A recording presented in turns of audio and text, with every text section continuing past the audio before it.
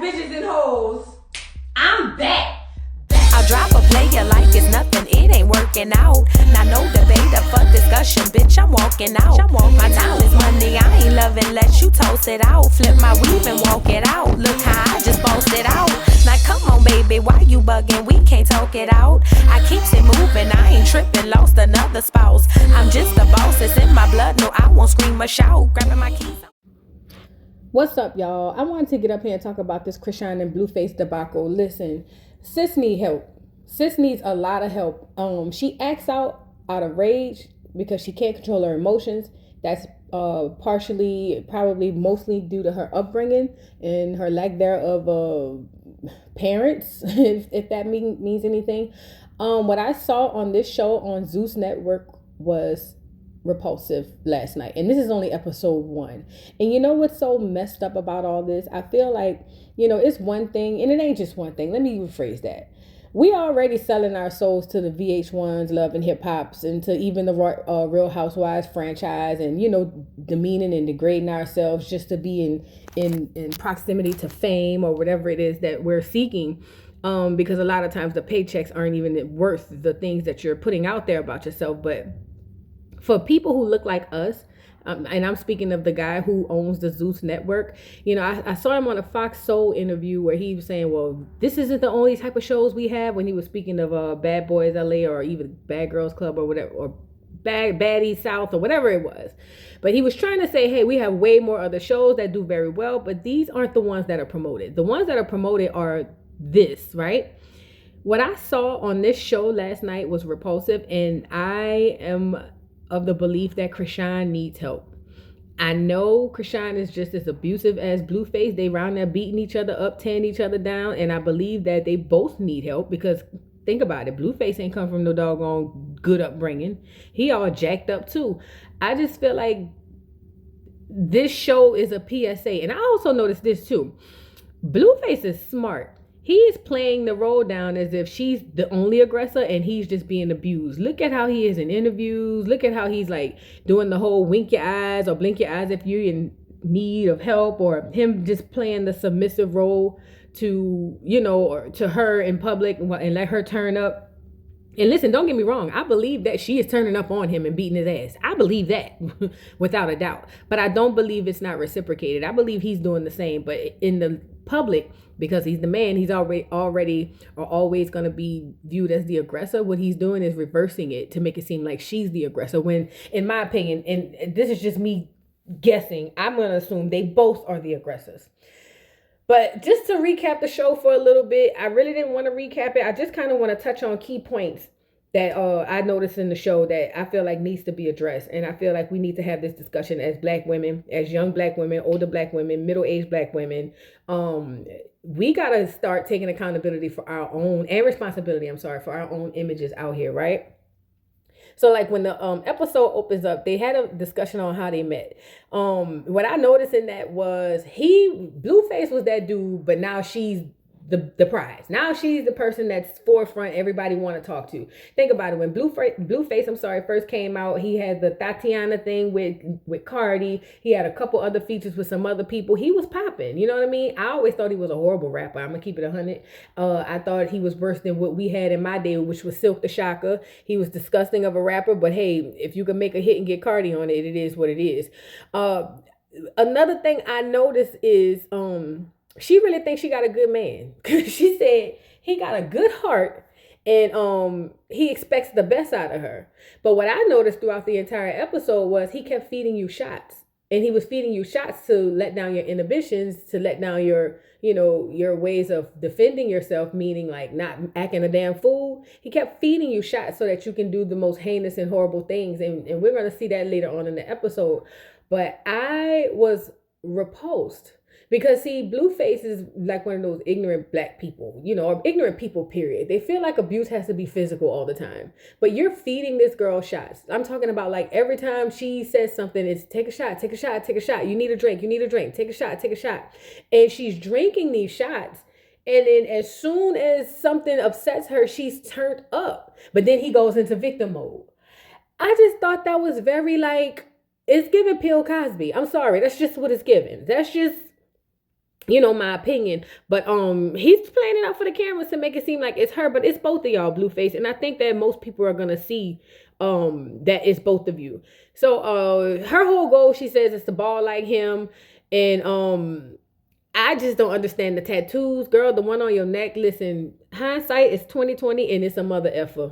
When you look back at your life, girl, and see what you done did to your body, and to your image, and to your spirituality, and to your mind, and to your everything, you are going to regret this. And I get it. While you're in it, it's fun, but this is insane because you got this man tatted on you, and he's still sleeping with his baby mama and other women. We gonna see that in the episode, because the first stop they stop at is to go get some coats. I guess they got some coats custom made. And now keep in mind, this girl is walking around in a jacket with no bra, no shirt, no nothing. I ain't even mad at that. If you want them things to swing, let them swing.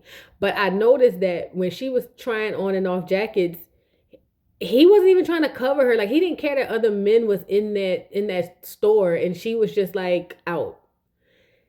Chrisean, that man does not care about you. I don't even think he really cares about himself. I don't even know if he really loves himself. And that's stemming from the horrible issues from his absence of a father and his horrible mama. And it's the same with you, but that stuck out to me that he was, you know, he would just let you walk around and take off one jacket with your boobs out and then try on another one like it's nothing. And he didn't even flinch. But nevertheless, he goes to practice walking. And in his walking, it's just like, hey, mommy, what's up? Acting like he's flirting. So now she about to spaz out because she really genuinely loves this man, and she feels like he loves her too. But it's that young, dumb age where you don't realize it till you way older, and you be like, that dude never really gave a damn about me. So they do this old fake ass wedding ceremony or commitment ceremony or whatever it was. She's crying real tears. In the midst of her spazzing out on him, acting like he's flirting with other women, the only thing he kept saying was, take another shot. You need another shot. You need another shot. Listen, it was giving cringe. Another thing I noticed when they got in this doggone Sprinter van, they were playing Never Ever Have I Ever. And she went first and said, never have I ever allowed my boyfriend to fight my mom or my daddy. And he was just like, well, you know, I mean, you did that. And he was like, and if I got into it with your pops, wouldn't you help me? And she was like, yeah, I beat my pops up with you. And I'm like, you can tell there's zero relationship there with her father. For her to be so quick to be like, I fight my daddy with you. That was insane to me. But again, it's just this weirdo stuff that I really didn't, you know. And the other one was, you never went to jail for me. He was telling her that she's never gone to jail for him. And she was like, well, you ain't never had me in a situation to do so, but I'll do so, daddy. Listen, women, please don't adopt this ideology. This is old school. This is the 90s girls. We don't go to jail for men. We turn them in. Are you crazy? Somebody go save Chrisean. Chrisean needs some saving. I'm sorry. I just feel so bad for her. They get into the Sprinter van. Where was I? Yeah, they got into the Sprinter van. She starts to cry, and he's just like, have a drink.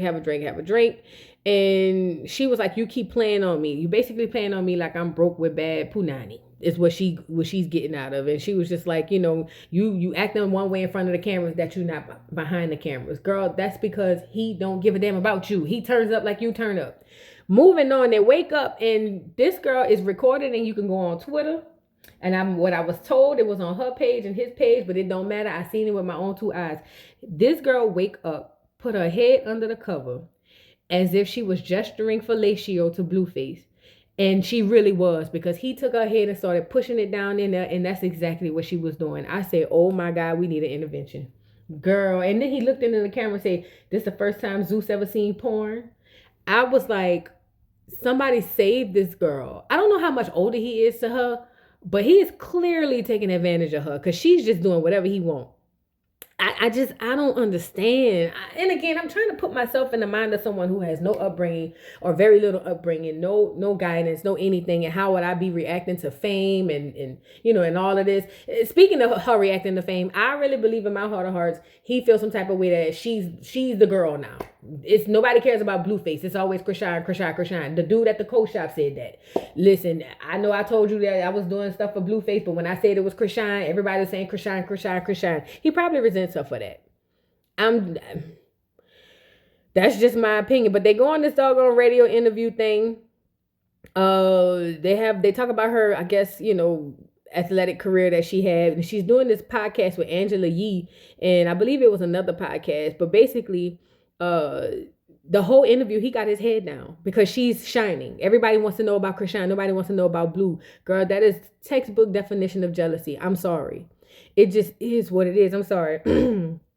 It's textbook jealousy. Moving forward, they leave there. They go do I guess she do a, oh no, she performs her song. It's a vibe there. Everybody's liking the song. The song is cute.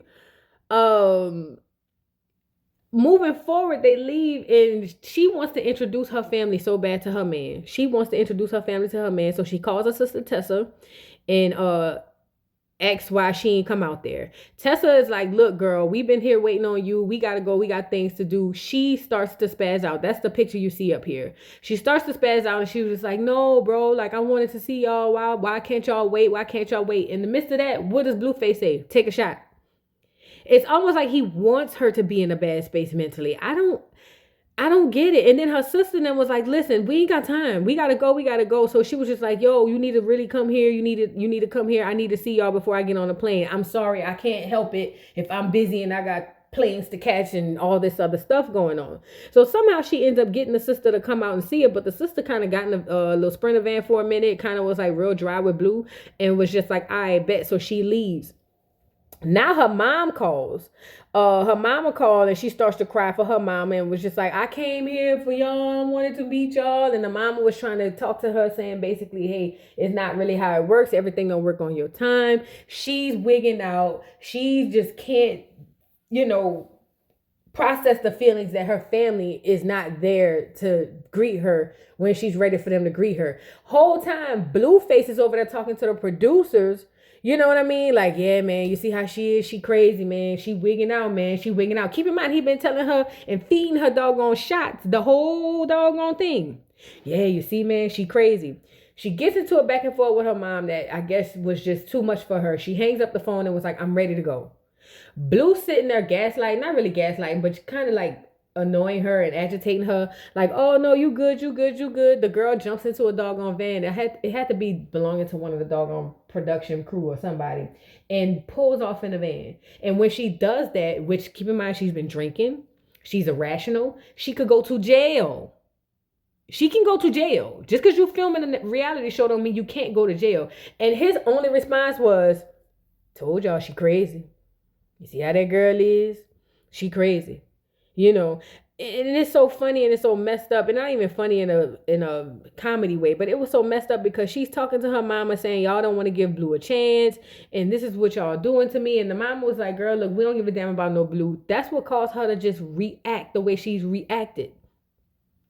He over there hollering to the producers, this good TV right here, as she pulls off and pull back up. Listen, Chrisean, I know your ears are closed, girl. Your ears are closed. I'm just hoping your eyes are open. This is a disgusting relationship that you will regret. You are tearing down yourself, your body, your image, your mental, your spiritual, your physical. You are tearing down everything that you will need to be successful. Chrisean, you are a vibe. Let me just say this. Chrisean, you are a vibe. You don't need to do none of what you're doing in order to be successful in the industry. If that is in fact what you want to do, please drop this man and work on yourself, Chrisean. I know it's like almost talking to a brick wall because you young, dumb, and full of cum. We all been there. But I ain't never had my reality played back to me on social media, so I don't know how that feels. Nevertheless, I'm just here to say, Chrisean, please get you some help, girl. You need therapy, you need rehab, and you really need a mentor is what you need. But Blue ain't it. And guess what? A little sneaker advice. Blue ain't shit without you, girl. You get it? He needs you. You don't need him for nothing. Man, y'all drop down in the comments and let me know what y'all thought about this Chrisean and Blueface. Now, I might watch the next episode just to see how it go, girl, but this was really like cringe for me. Y'all let me know what y'all think. Please don't forget to like, subscribe, hit the notification bell, and y'all keep Chrisean rocking her in y'all prayers, because this is real deal life. Like, and this is not the good part of life. I'll see you hoes later. Bye. Mr. Carroll, how you give the voodoo doll time to talk? I don't get no fucking time to talk. Who the voodoo doll is? The nigga you just had up here.